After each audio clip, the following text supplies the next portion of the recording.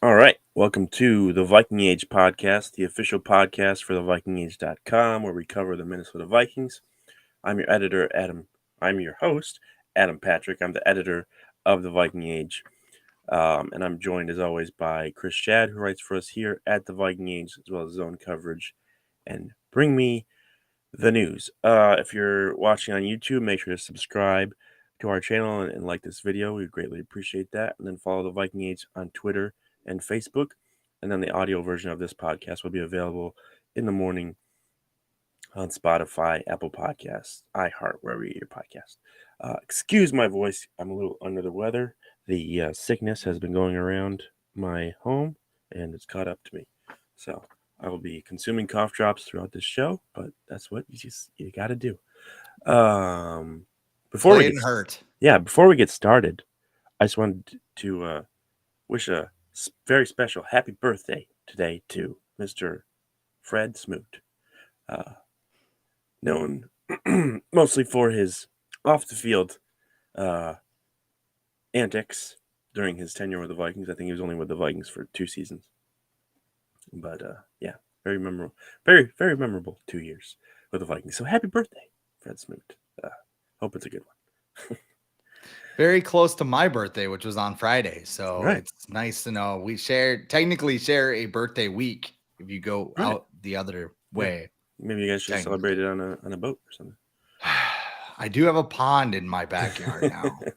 I don't know if you could get like a boat on there. Nah, you can't get what was I don't even remember what the boat was called.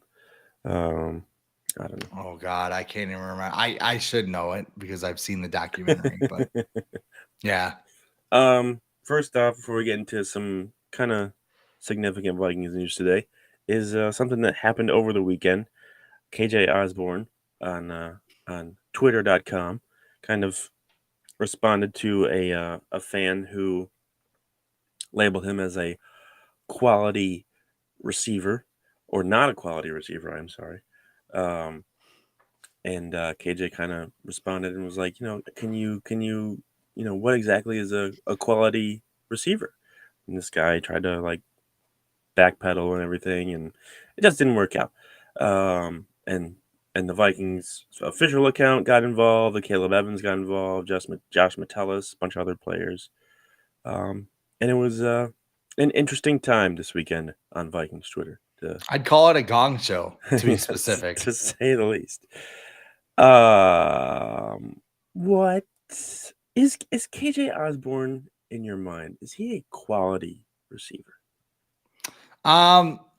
Let's start with the incident in general, because I have a hard time talking about this because honestly, we're giving attention to someone who does not deserve it. Right. That's why I didn't say any names. That's why he's called a fan and not a reporter like he thinks he is. Yeah. So the thing is, the fan said nothing wrong. I don't think he did. I think the Vikings do have a problem with depth at receiver. Where KJ Osborn got upset is that he believed that he was not being called a quality receiver. Right. What is your definition of quality? If your definition of quality is a number 3 receiver, yes, KJ Osborn is a quality receiver from what we've seen. As a number 2 receiver, I have questions. Because I haven't seen it. I mean, in his mind, of course, he thinks he's a number 2 receiver. I mean, if he didn't think so, I'd have questions about him and everything else moving forward. But the guy has never had a 700-yard season, I believe. I believe it's either 700 or 800. 700, I think. Yes, so he's finished just under 700 yards the last 2 years. Most of his production last year came in one game against the Colts. Like nearly a third of his production. He had another big game, I think it was against the Bears, but they were tanking and trying to get the number 1 overall pick. So like they did not care about that game. For Osborn, it's kind of like I would just focus on proving people like me wrong, because I wouldn't go as far as saying like, no, you can't play wide receiver, blah, blah, blah. But I have concerns about him as a number 2, because like I said, we haven't seen him play as well as, some of the other receivers on this team. And like the other thing, if you have him as your number 2 receiver, do I think he can do it? Yes. I think KJ Osborn can perform in that role. But you have to also think, what happens if somebody gets, so let's say Justin Jefferson turns an ankle. Yeah. Do you want KJ Osborn as your number one receiver? Yeah, And then true. as your number two receiver, you have Jalen Nailor or something like that. And of course, in the locker room, they're going to say, oh yeah, we believe in Jalen Nailor. But then all of a sudden they'll get on the field and go like, this was a really bad idea. This isn't going so well, especially, in a season where you want to be super competitive. So I think that the Vikings, if they want to march in with KJ Osborn with a number two, it's fine, but they have to upgrade behind him if that's the plan, because I don't think they have too many receivers that can step in. Yeah. I think as far as being the second receiver, I think it's a role that, he can do. He can do okay with it I think he could be the number two receiver, but still be the third option as far as like in terms of Justin Jefferson's number one, TJ Hawkins is number two, and then KJ Osborne can be number three. Because you look at his numbers, he's had over 50 catches the last 2 years. And that was after the first year when he didn't even get any offensive snaps. So he's been progressing, and he's been progressing in the right direction. They wouldn't have beat the Lions last year, in overtime without KJ Osborne. They wouldn't have beat the Colts without KJ Osborne. So, he got the game-winning touchdown against the Panthers last year, I believe. 2 years ago. 2 years ago, yeah. 2021, yeah. So he can make an impact. And last year, I would argue even that he made a bigger impact than Adam Thielen. Which is weird when you think about it, because then why didn't KJ get time ahead of Adam Thielen? Right. Like that's where it's kind of weird to me. Yeah, that's true. That's true too. And I think, but I think KJ Osborne's young enough where he can still progress and get better. I don't think he's ever going to be a guy that's going to like shake a defender out of their shoes or whatever. But he's good at getting to space, where there's spots to be open, catching the ball. I don't really remember him having trouble catching the ball. I know he had that drop or whatever in the playoffs against the Giants, but Kirk Cousins admitted that throw was on him because I was behind him. So I wouldn't even put that on KJ Osborne.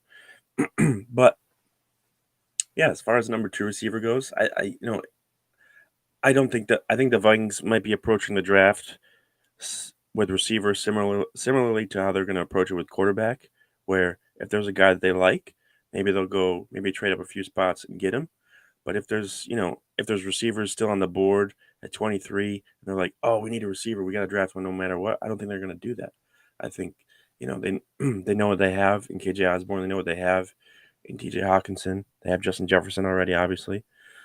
And like you said, they like Jalen Nailor. So I don't know if receiver is like this gigantic priority if there isn't a guy on the board that they like. And we've seen receivers in the second and third and fourth round make an impact as well in the draft recently. So what do you think the chances are of him opening up, though, as the number two receiver for the Vikings next season? I think they're good. Yeah. Like I think I think Kevin O'Connell likes him. I think the coaching staff has a sense of familiarity with him. And I think Kevin O'Connell was quoted, and I can't remember where it was, but he said something like he's looking for complementary pieces to put around Justin Jefferson. I don't think he's looking for a second alpha, which makes me think that they're not going to take a guy in the first round just to take a guy in the first round. Now that's where the quality receivers are, especially now where teams are using earlier picks on receivers because it's a premium position. But I mean, in this draft, when I look at this class, and I entered the offseason pretty high on it, but Quentin Johnson, that's a guy the Vikings are looking at. There's a lot of question marks there. He had a decent 40 time. I don't know. A lot of people just, I don't know, something seems off. The vibe is off, Chief, right? Then you have Jordan Addison, who was awesome at Pittsburgh. He was with a guy that could scheme open in Mark Whipple. He was with a first-round quarterback prospect in Kenny Pickett, who may or may not should have had gone in the first round. I don't know. That's not even a sentence, but you get what I'm saying.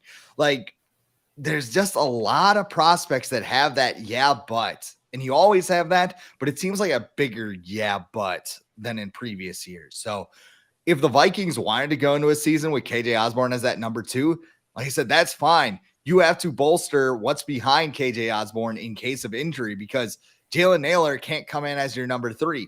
Jalen Nailor can't be promoted to your number two if he is. And again, he's another player. I haven't seen it yet. Could he do the same thing that KJ Osborn did and like just explode on the scene? Sure. But remember this time last year, we were talking about Amir Smith-Marset, and we're just like, yeah, that guy's going to take a giant leap. He was cut by the end of training camp. So yeah, I think that's the theory, man. I subscribe to it too. It's just like one more receiver. You always have to look for one more receiver. And that's what the Rams did when they brought in Odell Beckham a couple years ago, because they had Cooper Kupp and Robert Woods. And they're like, let's bring in Odell just in case. Then Robert Woods tore his ACL like as soon as the plane landed in LA. So yeah. I would take another receiver, but I could also see them being comfortable with KJ Osborn in that second role. Yeah, I think you have to worry about injuries because it's football and they're going to happen regardless. So you can't just depend on Justin Jefferson being healthy for the full season again in his career. He's been very durable despite getting like banged up every week. And KJ Osborn, I think he's missed a few games with injury. So you can't really count on that because you never know with football. But then at the same time, I think if one of those guys goes down during the season, I think Kwesi Adofo-Mensah has shown already that he's willing to, do whatever he needs to maybe trade for somebody if they have to. So if Justin Jefferson goes down for a significant period of time, I would be surprised if Adofo-Mensah didn't try and trade for a legit number 2 or like a 1B kind of receiver just to make up for the loss. I still think someone like TJ Hawkinson would step in and be like Cousins' top target, but you have to think about the backup plans, especially in football, because you just don't know. You never know. Things can change in a split second, just as Teddy Bridgewater. Oh man, my throat is ridiculous. Speaking of, last thing on this topic, if Bijan Robinson, we talked about him in the past, you talked about him why the Vikings should consider drafting him, running back out of Texas. If he or any of the top 2023 receiver prospects are still available at the 23rd pick, which the Vikings have, so let's say all the receivers are on the board and Bijan Robinson for whatever reason, what do you think the Vikings should do? If they have to take one or the other, I'm gonna get slapped by some analytics people. I would take Bijan. He's the best prospect on the board compared to the wide. And I know what the position is. You're getting rid of Dalvin Cook. I mean, it's not on the outline. He's not today, even an OTA. Yeah. He's literally gone fishing. He's at a fishing tournament. That is where Dalvin Cook is right now, and his agent is his agent are speaking in the past on podcasts, looking like he's gonna go take Jaeger bombs with Johnny Drama somewhere. He's speaking in past tense already. He's saying Dalvin was in Minnesota, so he's pretty much already. They've moved on. Can I go on a quick rant about that, because that was super interesting to me? So, Hall of Famer Dalvin Cook, yeah, sure. Yeah. Well, and here's the thing. First of all, Zach Hiller said the wrong number. When it comes to, I think he said he had 104 yards per game. He actually had 80. He had 82, and 107. I think he said. Okay, yeah. Well, I mean, the good thing for Cook is, I think there's 12 running backs in NFL history since the merger that have had more rushing yards per game, and 8 of those guys are in the Hall of Fame. So statistically, yes, that's a thing. But I mean, the thing that kind of got me was his shoulder. They're talking about Dalvin's been protecting the shoulder and whatever. Then why wasn't it fixed? Right. That's the part that confuses me, because if you go back in time, and I'm not saying this was the case, I am speculating. 2019, he hurts the shoulder, right? Comes back after a couple of games. Mike Zimmer probably was like, I'm going to cut you if you don't play. And he's like, okay, fine. Goes into 2020. He's looking for a new contract, doesn't get it fixed. So he's saying, yeah, the Vikings knew about the shoulder injury when they worked out the new contract. Well, yeah, because it never got fixed. And it's why is this happening? Because if he did get it fixed, could the Vikings have come back and say, well, yeah, you just got surgery on your shoulder. We don't really know what's going to happen here. So you played through it in 2020. You put up monster numbers because all Mike Zimmer wanted to do was run the ball. Yep. The following year, you still don't get it fixed. You run again. Big year under Mike Zimmer, right? Mm-hmm. And in 2022, you come back. Kevin O'Connell has this big plan. to use Dalvin Cook wherever, lines him up at wide receiver, lines him up all over the place. I think it was, what was the Lions game, the third game of the year? He bows out because he gets his shoulder banged up because he's not wearing his harness. Like he forgot to defrost the chicken or something when he was making dinner. Like, and now he gets it. Now he gets it fixed. Yeah. When coincidentally there is a $2 million clause in his contract. And you know what? Here's the thing. Go get your money, man. Especially as a running back, they are looking for any reason not to pay you. Because Kyle Shanahan has gone to the community college and started every running back, and they've had a 100-yard game. Although he traded for Christian McCaffrey, let's not forget about that. Yeah. It's just like you can't sit there and use the shoulder as an excuse when you've been negligent towards it for the past 4 years. And maybe I'm sure he would shoot back with some bigger story or something else that's in there. And the other thing too, it's like, well, if he was in a bigger market, whatever. No, that it doesn't work that way in the NFL. No. Like this is Green Bay, this giant market. Yeah, this isn't baseball. Yeah, everybody knows who Aaron Rodgers is, even though he plays in the middle of nowhere in this small little town Buffalo, that's basically a shithole market. in Washington, or excuse me, Wisconsin. Like it's just stupid. Like the whole argument is just dumb. So I hope Dalvin finds a good place. Yeah. They're talking about cutting him now, which is really bonkers. Well, that's basically a last effort. Either that's either from his agent or the team being like, hey, he's going to get cut, so he's going to be able to sign with whatever team he wants. So if you want him, you better trade for him before they cut him. The Vikings have basically tipped their hand to the point everybody knows he's not playing here. And at that point, why would you give up anything for him? Like if you know he's going to get cut, like you would give up something if you don't want him to sign. Like say you think he's going to sign with the Dolphins and the Bills want him, so the Bills would try and give you a seventh. But I mean, they're not going to give you like a fourth or fifth. I'm sure that's what the Vikings wanted at the beginning. So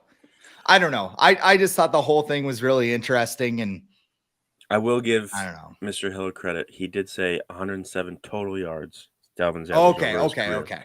I just checked, and that is correct. He has averaged 107 total yards per game over his career. So that's the number. And I had looked at rushing yards only. So my apologies. Total yards. Well, it matters, especially if you're talking about someone like Bijan Robinson, who I think, I want to say his coach, Steve Sarkisian, at Texas, talked about how he was probably the best receiver on their roster as well. So, when you draft someone like Bijan Robinson, you're not just getting a running back. You're getting someone who can, we talk about Dalvin line up in the slot or out wide.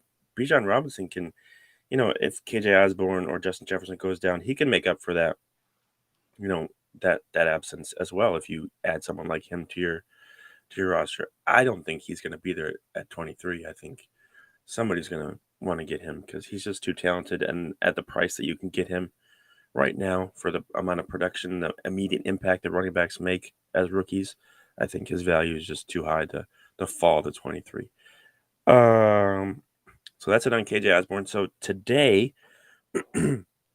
Vikings players reported to voluntary OTAs for the first time. I don't think they did anything. I just think they reported and probably had like a meeting or something.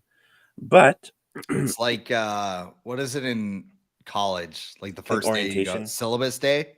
Like they just give you like the grade thing and move in day. Yeah, I'm Mr. Schad. Here's your syllabus. Yeah. This is what I'm expecting from you. Yeah, pretty much. I think they start working out like. I think they're doing like conditioning and weightlifting or whatever until rookie minicamp. With Mike Zimmer, they like walked in and they're just like, "All right, you guys are gonna run gassers on for the next 2 hours." Yeah, something. Like so one person who's not there, along with Dalvin Cook, who's not there, who we mentioned is still fishing in Florida, probably, is Danielle Hunter, who actually I think is hanging out with Eric Kendricks. They're driving around their cars. They're pretty into like high-end sports cars like Porsches and stuff. Is it like Fast and Furious? Just like kind of, yeah. They like this. They like the sporty cars. They don't like the souped up ones. They like the nice cars like the Porsches and stuff like that. But they're kind of like a.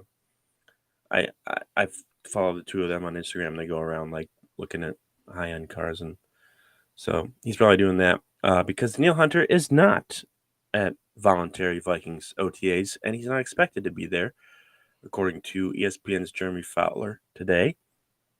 And it mostly has to do with Hunter's contract, because Danielle Hunter a 3-time Pro Bowler who has, ranks among the top sack leaders in Vikings history, is only due to make $5.5 million in 2023, which is 250,000, just only 250,000 more than Garrett Bradbury, less than Byron Murphy, who they just signed, and less than the blocking tight end Josh Oliver they signed. So he would like a new contract. Not surprising, but I think his deal was always set up this way to negotiate a new contract or figure out a way to move on. But right now, on a scale of 1 to 10, with 10 being the most concerned, what is your concern level when it comes to the current relationship between the Vikings and Hunter? Like, we just don't know, right? It's Yeah. maybe a 7. Like, they worked it out last year because the Wolves basically said, hey, we want to run everything back and prove that Mike Zimmer was the problem, right? So they gave him $18 million. 2 years ago, Rick Spielman, what he basically did was just put a Band-Aid over the situation, right? And he's like, all right, your agent screwed you over. Like, I don't remember the exact amount, but they gave him a lot of money up front, like immediately. Like, he showed up to OTAs and they just had a truck, like, this going to do it? Yeah, that'll be fine. And then he did the whole rigmarole at OTAs. This is such an interesting situation because he's 28 years old. He's had a couple of years with a couple of bad injuries, the torn pec, and then he had the neck injury, the tweak back in 2020. Yeah. But I mean, he still is one of the best pass rushers in the league when it comes to pressures. He's one of the top defensive players on the Vikings, which low bar after last year, but he is one of the NFL's top players. And I'm sure after years of being kind of screwed with that contract, which he signed, by the way, he probably wants some more money, especially when you see a guy like Bradley Chubb get the contract that he got from the Dolphins. Danielle Hunter's probably sitting there going like, well, I should get that.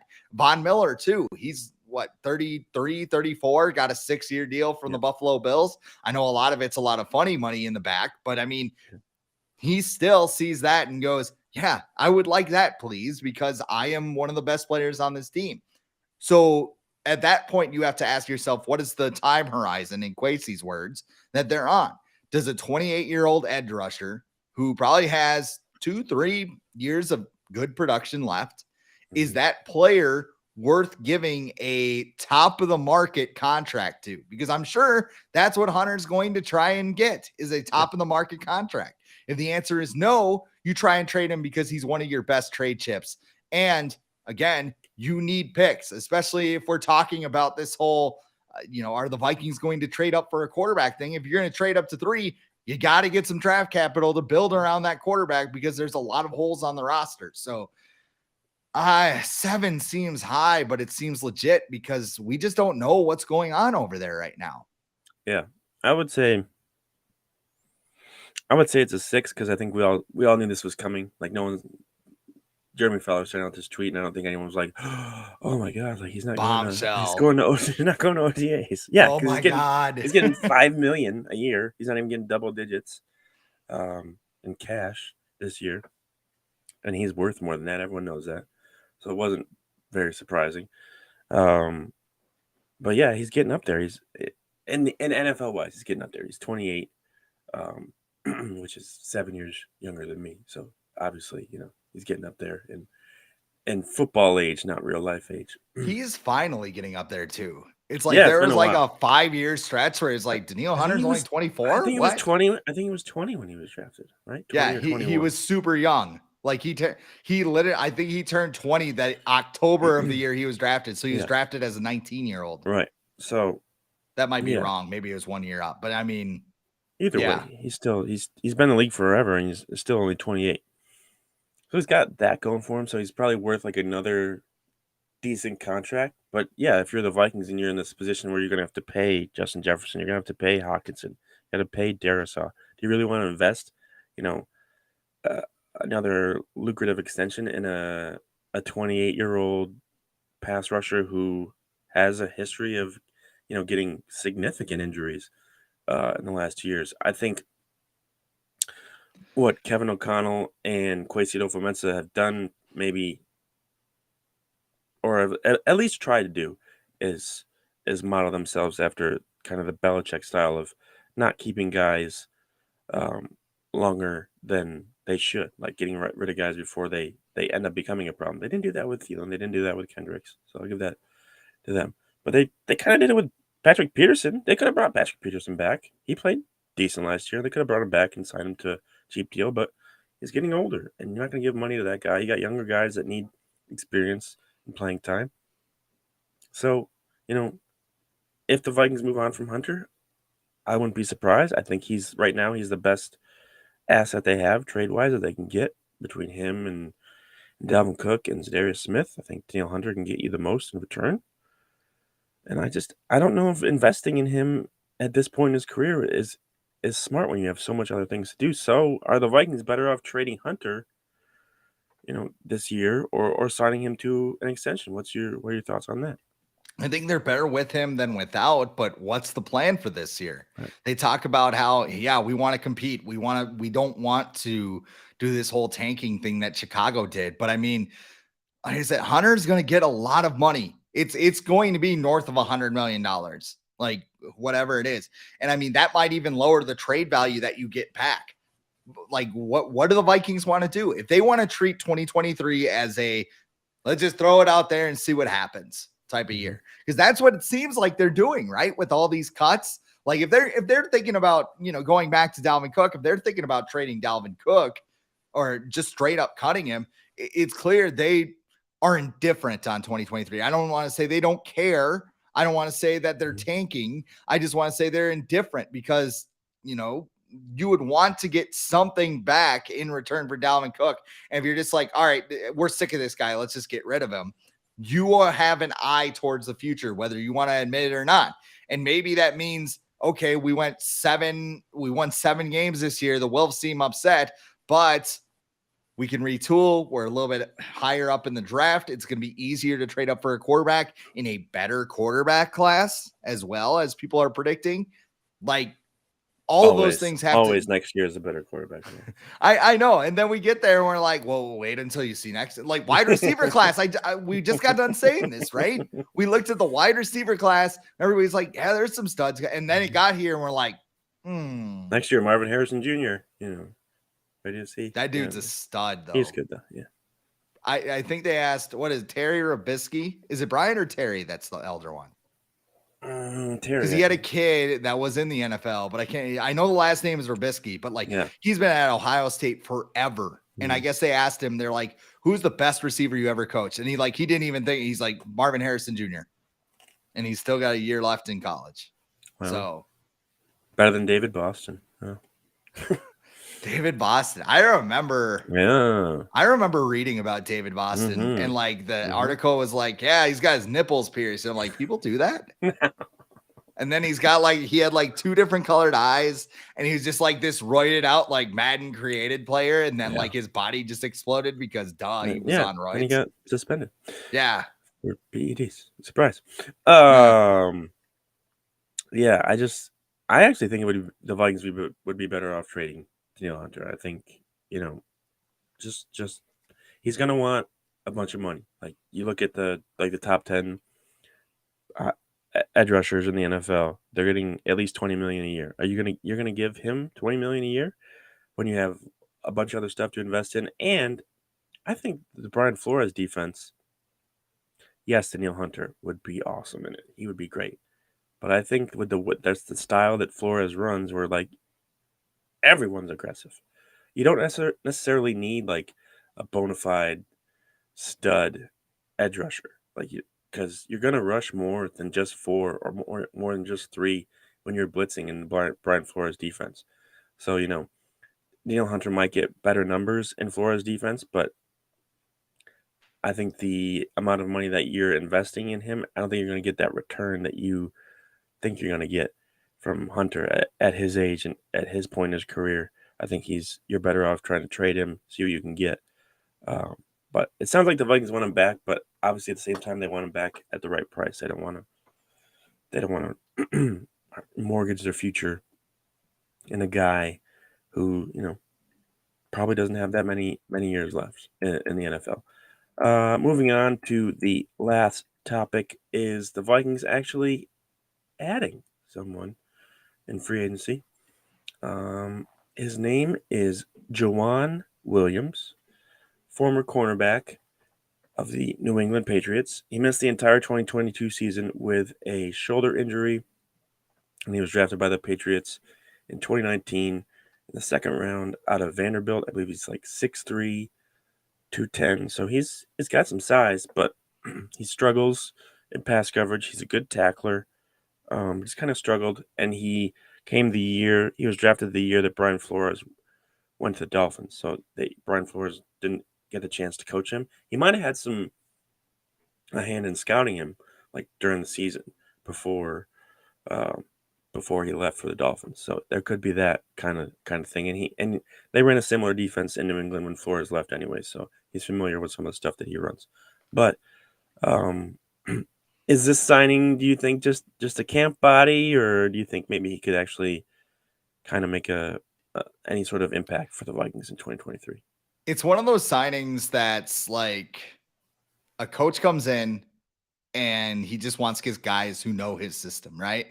And I mean, for a guy like him coming off a lost season, he probably looked around. He goes, okay, I've only known the Patriots. What other place could I go that would help me be successful? And he landed in Minnesota. I'm not expecting this guy to be cornerback one, but the Vikings need bodies at cornerback right now. That is one of the concerns heading into the draft, because although if we, Vikings seem to like Caleb Evans, he had 3 concussions. You have to be prepared in case he gets a 4th or some other injury. Andrew Booth, he said it himself. I've been injured since high school. When he was on the field last year, he didn't look good. Now, was that the injury? Was that whatever? Who knows? You have issues there.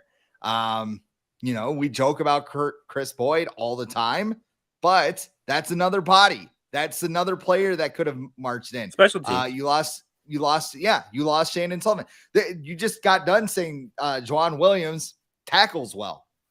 That would look great on special teams, right? Yeah, he got most of his snaps, I think, during his time with the Patriots on special teams. So that might be what they're looking at, to kind of maybe replace Chris Boyd and someone who actually has experience in Flores' system too. So maybe that's what they're looking for. I like the signing. I don't think it's like an earth-shattering, like, let's play in the Super Bowl parade, but I mean, it's the type of depth that Vikings need to add at corner, because there's not a lot of guys there. There's Byron Murphy, and yeah.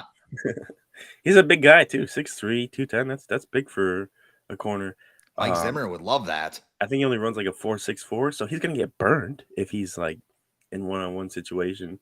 But I think in like goal line situations, red zones, even like covering maybe tight ends, he'd be good for that, to just kind of match up with those guys, because his length is larger than others. Do you think this addition affects the Vikings' plans, if they have any, of selecting a corner in the first round or in the first few rounds? No. Yeah.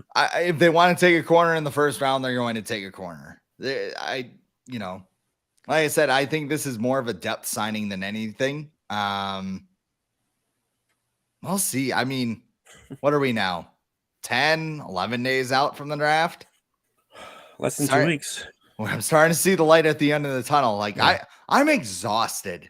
I don't know if it was like the Vikings off season or what, but like, I'm just excited to see who gets drafted, who does what. Like, I'll probably get into mocks next week.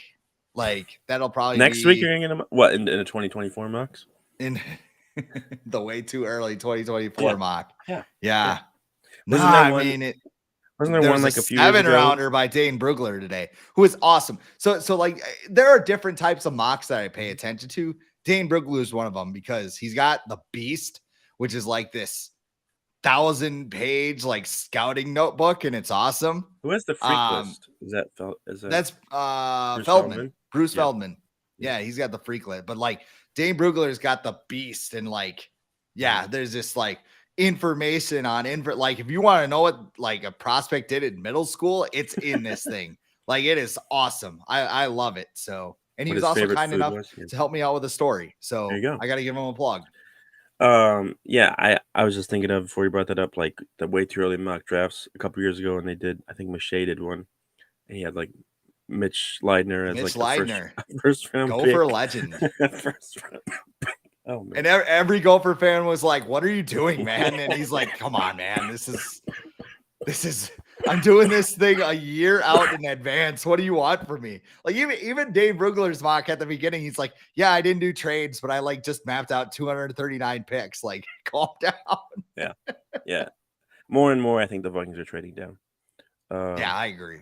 Unless I just saw today that I think it was Schefter who said that it's not going to be back-to-back quarterbacks or even quarterbacks in the first 3 picks. It's going to be like Bryce Young will be number 1, and the next quarterback might go at 4, and then I think Thor Nystrom added that it could be Will Levis at number 4. So then you got C.J. Stroud on the board and Anthony Richardson at 5, and then one of those guys might drop to 10. So if that's the case, then the Vikings might trade up. What is your like? Hey, get on the damn phone. Is it 10? Yeah, or is it 10? Yeah, like 8, 9, 10ish, late top 10? See what you can do. Yeah, if you're like I don't know, if you're the Falcons and CJ Stroud is there, like you're sprinting to the podium. You're gonna pick Desmond Ridder over CJ Stroud? Sorry, buddy. Yeah, we like you, but we don't like you. But yeah, more and more, like unless that happens, the Vikings are trading back because they need picks. We know Kwesi likes to trade, and just like the difference between getting someone at 23 and probably 35, there's not going to be that much difference in this year's draft. Like it seems very top heavy in terms of the best prospects. Like you get a pick within the top 10, you're fine. Like after that, there's really not much of a difference, I don't think. And it's similar to last year where the Vikings thought the sweet spot in the draft was that second round, and it hasn't really shown up yet because injuries. Maybe maybe Edingham will be good. Another year in the system. It's going to be really, like, I feel like with Edding, like he's a really good run blocker. Like, I'll give him that. I thought he was pretty solid in that. And they seem to be wanting to run more. The efficiency in the running game. There you go. I don't know. Who knows, man? He's going to be one of the interesting players to watch this year. But I think it's gonna be a weird draft. I think like the first pick, everyone pretty much knows is gonna probably be Bryce Young, and then after that, I don't know. Buckle up. I don't know. I don't know what's gonna happen. Like it's just because there aren't a lot of guys that are really that, like you're not gonna get a guy and be like, okay, he's gonna be good. He's gonna be a 10-year pro. You don't know. Even with Bryce Young, you just don't know. Yeah. It all depends where these guys land. So that's gonna do it for today. That's all we got. Thursday we'll have some more stuff. I think we're gonna play a little draft game on Thursday. Get more excited for that as it quickly approaches, because it'll be a week from Thursday where the first round in Kansas City will be taking place. Draft this year. That'll be interesting. It's probably gonna smell amazing at the draft. Oh yeah, get that barbecue. But until then, make sure to subscribe to our channel on YouTube and like the videos, and then follow the Viking Age on Twitter and Facebook. And then the audio version of this podcast will be available: Apple Podcasts, Spotify, iHeart, wherever you get your podcasts. But until next time, hopefully I'll be better. Chris and I will talk to you